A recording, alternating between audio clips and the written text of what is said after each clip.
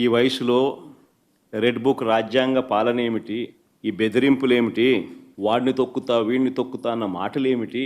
ప్రజలు ఏదో దేవుడు ప్రజలు దయదలిచి ఏదో అధికారం ఇచ్చారు.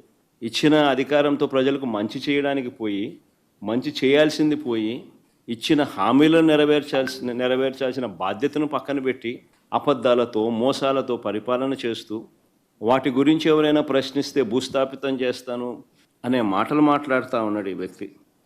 ఈ వయసులో రెడ్ బుక్ రాజ్యాంగ పాలన ఏమిటి, ఈ బెదిరింపులేమిటి, వాడిని తొక్కుతా వీడిని తొక్కుతా అన్న మాటలేమిటి? ప్రజలు ఏదో దేవుడు ప్రజలు దయదలిచి ఏదో అధికారం ఇచ్చారు.